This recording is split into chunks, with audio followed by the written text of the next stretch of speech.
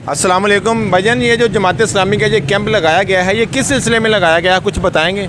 Sir जी, ये जो गरीब आवाम के लिए हमका कैंप लगाया गया, आप खुद देख रहे हैं कि जो हालात साजगार नज़र आ रहे हैं आपको, कि पहले इमरान खान ने आकर के जो कि निज़ाम बेड़ा गर्क कर दिया, उसने आके 4 साल का बेड़ा गर्क किया। फिर उसके बाद देखा गया तो नवाज शरीफ साहब ने और ये शहबाज शरीफ साहब ने जो हरकत की गई है कि महंगाई का पेट्रोल, जो कि पेट्रोल 150 रुपये था इमरान खान के दौर में, उसने रातों रात में आपने जो बम गिराया गया आवाम के ऊपर, वो गलत गिराया गया। जब ये कहते थे, मरीम नवाज़ कहती थी और क्या कहते हैं वो डेमो वाली कि क्या ना हो, मैं ना भूल गया वहाँ डेमो वाली था, ठीक है। मरीम नवाज़ जी है और दूसरी मरीम साहिबा जी है, मरीम औरंगज़ेब जी है, उन्हें क्या कि रातों रात आप लोगों ने जो बम गिराया गया वो किस तरीके से गिराया गया देखा आपने, कि आप इसको नोट ही नहीं कर सकते आप कि कम से कम 25 रुपये यार 270-72 रुपये पेट्रोल कर दिया गया कि अवाम करेगी क्या। आज आप देख रहे हैं कि अवाम का क्या हाल हो रहा है कि अवाम बाहर निकलने से कासर हो चुकी है कि एक आटे का तोड़ा लेने के लिए वो लाइन में लग रही है।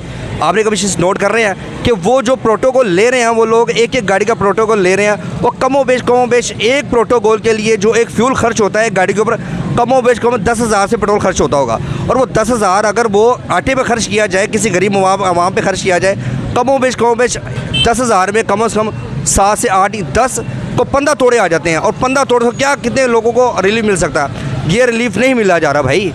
अच्छा भाईजान, महंगाई तो रोज़ बरोज़ बढ़ती जा रही है, लेकिन अवाम का कोई रद्द अमल खासा नहीं नज़र आ रहा, क्योंकि पेट्रोल 272 भी हो गया, लाइनें आज भी वैसी लगी हुई हैं। तो अवाम का क्या रद्द अमल है भाई? अवाम क्या करे, पहले आप मुझे बताएं कि अवाम क्या करे। अवाम मजलूम हो चुकी है, अवाम घर से बाहर निकल ही नहीं सकती, क्योंकि इन लोगों ने ऐसा ग़ुलाम बना दिया है कि गरीब अवाम अगर बाहर निकले तो बच्चों को रोटी कहाँ से खिलाएगी।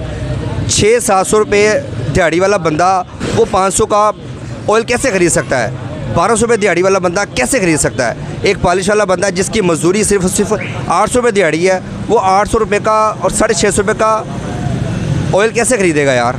ठीक है, या ऑयल ख़रीदेगा या अपने बच्चों को राशन देगा या बिजली के बिल देगा, वो तो सिर्फ खुदकुशी ही करेगा ना, इसके अलावा तो कुछ नहीं कर सकता।